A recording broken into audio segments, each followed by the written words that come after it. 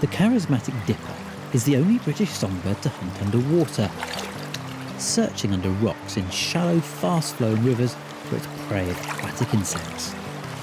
Filming these industrious little birds flitting from rock to rock is relatively straightforward, but today I'm planning to get a rather unique shot, and something that's rarely been achieved before. A shot of a dipper from under the water. You can see the dipper already, he's just right below me here, and I'm just going to watch him for a little bit, try and work out which of the stones is his favourite one to hunt from. Fortunately for me, during the breeding season, dippers are very territorial and have preferred areas for hunting. I just need to find that spot that will give me the best chance of filming the birds underwater. Well, that's just been a really useful few minutes, because there are some bits that are clearly too shallow, there are some bits I think they're just too deep, and then there's the perfect spot. It's time for the next stage of my plan and my secret weapon. An underwater bird feeder to entice the bird to an exact spot. When it does that, I'll know where to put my camera.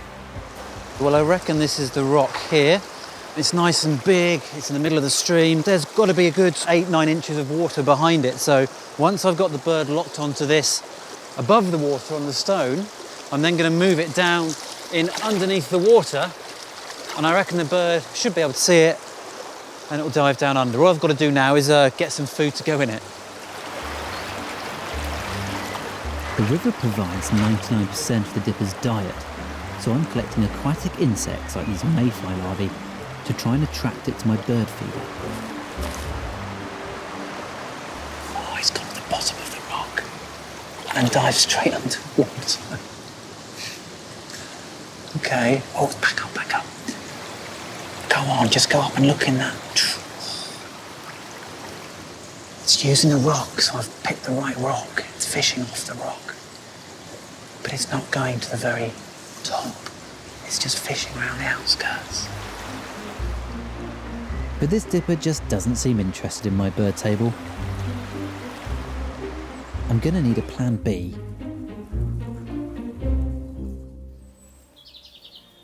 Day 2. I've decided to try a shallower spot.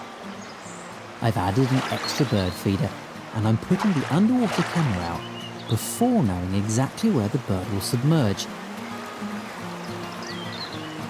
And straight away, my new plan starts to pay off.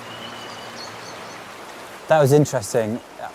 He'd only just taken from the dish, went away, next visit came straight back, landed near the dish. So, yeah, this is beginning to work.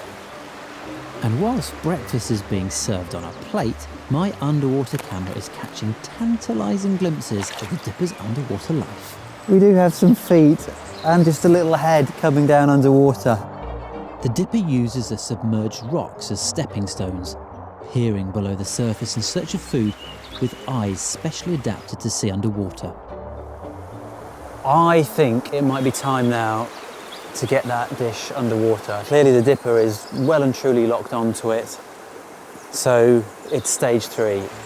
With a harmless but impeccable covering over the plate to prevent the food washing away, I'm hoping this is my chance to film the dipper from underwater.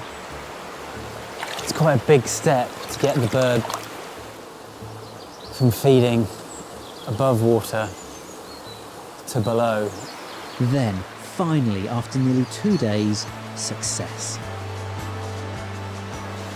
Hey, oh yes, yes! Oh, this is amazing. You can see the whole bird is covered in this silvery sheen of bubbles. That's air keeping it warm. I've got the shot I was after and have peered into the underwater world of the dipper. That was perfect. It worked.